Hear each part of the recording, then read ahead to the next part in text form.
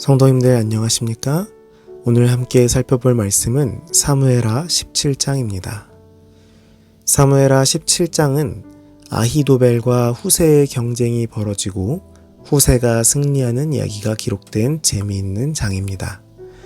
아히도벨은 지금 바로 피곤에 지친 다윗 일행을 공격하여 다윗을 죽이자고 주장하였습니다.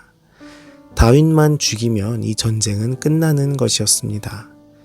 외국의 침략도 아니고 다윗 왕조가 무너지는 것도 아니기 때문에 다윗만 죽으면 다윗을 따르는 백성들도 더 이상 저항하지 않을 것이기 때문이었습니다. 아히도벨의 계략은 합리적이고 최선의 전술이었습니다. 그러나 후세가 그것을 반대하였습니다. 후세는 다윗의 영웅적인 용맹과 그 부하들의 사나움을 강조하여 압살롬에게 공포심을 일으켰습니다. 급히 서둘렀다가 만약에 지기라도 하면 모든 일은 수포로 돌아간다는 것을 강조하고 신중할 것을 주장하였습니다. 누가 보아도 아히도벨의 계략이 그 당시 형편으로 타당한 것이었지만 압살롬은 후세의 계략을 선택했습니다. 아히도벨은 자신의 계략이 거절되자 모든 것이 수포로 돌아간 것을 깨닫고 고향으로 돌아가 목매어 스스로 목숨을 끊었습니다.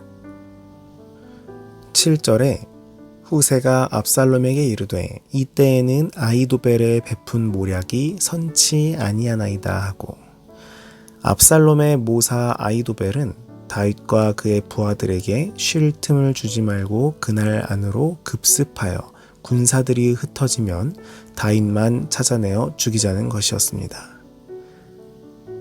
아히도벨의 상황 판단은 사실 정확한 것이었습니다. 그날 밤 다윗 일행은 피곤과 불안에 지쳐 멀리 가지 못하고 예루살렘에서 가까운 바후림 근처에서 쉬고 있었는데, 소수 정예가 달려가 공격하면 쉽게 격파할 수 있었습니다. 그런데 다윗의 신복이었던 후세가 아히도벨의 계략에 정면으로 반박합니다.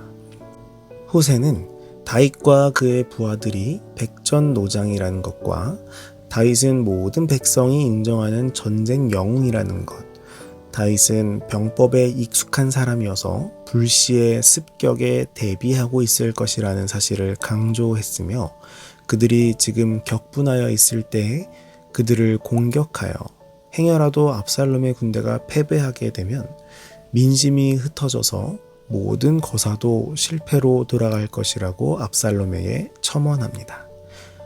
후세는 압살롬과 그를 따르는 사람들이 겉으로는 허세를 부려도 마음속으로는 두려워하고 있다는 것을 정확하게 집어내어 강조하였습니다. 평상시 같으면 후세의 말이 맞는 것이었지만 당시는 평상시 상황이 아니었습니다. 후세는 다윗과 그의 부하들이 함께 전열을 가다듬고 압살롬의 공격에 대비할 수 있는 시간적 여유를 만들어주려고 힘썼습니다. 지금 같은 상황에서는 아히도벨의 계략이 더 좋은 것이었으나 불안한 압살롬은 후세의 안을 선택했습니다.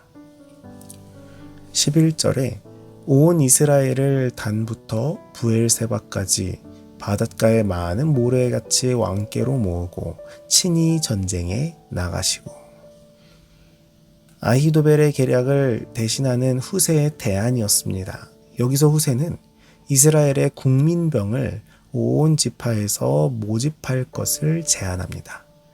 이러한 후세의 제안은 압살롬이 국민병을 모집하느라 시간을 지체하는 동안 다윗 왕으로 하여금 당시의 위급한 상황을 모면케 하기 위한 교묘한 방책이었습니다. 그런데 이 같은 후세의 제안은 자기들이 가지고 있던 모든 힘을 한 번에 과시해 볼 수 있는 매혹적인 기회라는 점에서 압살롬과 그 신하들의 마음을 끌었습니다. 아버지 다윗의 용맹을 누구보다 잘 알고 있는 압살롬은 소수만 출동하는 그날 밤의 전투에 사실 자신이 없었습니다. 만일 전투에 이기더라도 그 공은 아히도벨에게 돌아갈 것이었습니다. 후세의 제안은 시간이 걸리더라도 모든 이스라엘을 소집하여 무적의 군대를 조직하고 그 다음에는 압살롬이 친히 군대를 지휘하라는 것이었습니다. 그것은 압살롬에게 호소력을 발휘할 수 있는 논리였습니다. 교만하고 허영심이 많았던 압살롬은 자기가 군대의 선두에 서서 화려하고 장엄하게 진군하면서 만민의 시선과 찬탄을 받고 온 나라의 박수갈채를 받으면서 승리를 얻는 장면을 상상했습니다. 다른 어떤 제안도 압살롬의 허영을 이처럼 성공적으로 자극할 수 없었습니다. 더욱이 후세는 아히도벨이 스스로 군대를 지휘하겠다고 하는 것은 자기 자신의 이익과 영광을 추구하고 있는 것임을 은근히 드러냄으로써 압살롬과 아히도벨 사이의 불화를 조장하고자 노력했을 것입니다. 그러나 이러한 후세의 계략이 성공할 수 있었던 것은 어디까지나 하나님께서 배후에 역사하셨기 때문이었습니다.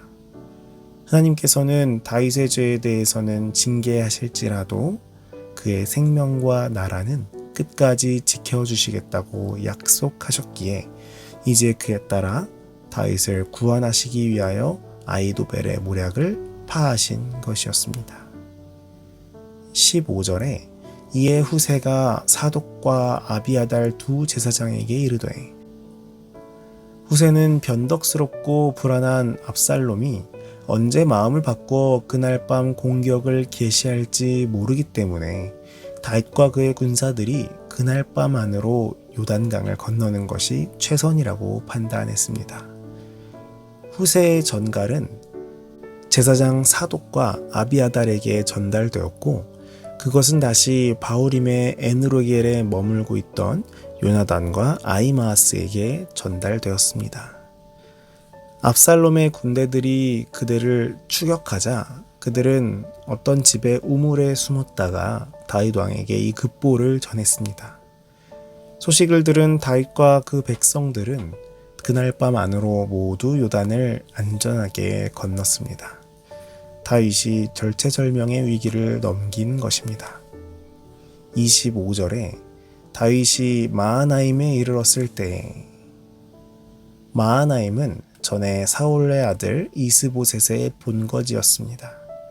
그곳은 요단 동편에 있으며 이스라엘의 주요 지역에서 멀지 않은 곳이어서 사울의 아들 이스보셋이 이곳을 수도로 삼기에 적합했다고 보았는데 같은 이유로 다윗에게도 유리한 위치가 되었습니다. 그 성읍은 견고한 요새였으며 주변 지역의 주민들은 다윗에게 우호적이었습니다. 그 지역은 식량이 풍부하여 다윗과 그의 동료들이 잘 지낼 수 있는 곳이었습니다. 다윗이 요단을 건너게 되는 일련의 과정들을 살펴보면 하나님의 도우심이 없이는 어려웠을 것임을 우리는 말씀을 통해 살펴볼 수 있습니다. 후세의 계략이 없었더라면, 압살롬이 그 말을 듣지 않았더라면 다윗은 결코 압살롬의 손에서 자유롭지 못했을 것입니다. 하나님께서 하나님의 사람을 얼마나 눈동자같이 지키시고 품으시는지 우리는 오늘 말씀을 통해 살펴볼 수 있습니다. 하나님께서는 다윗을 지켜 살피셨던 것처럼 언제나 우리를 굽어 살피십니다. 우리의 생각과 상식을 넘는 방법으로 우리를 지키심에 언제나 감사합니다. 그리고 우리도 하나님의 종으로서 이렇게 다른 누군가를 도울 수 있다는 사실을 기억해야 합니다.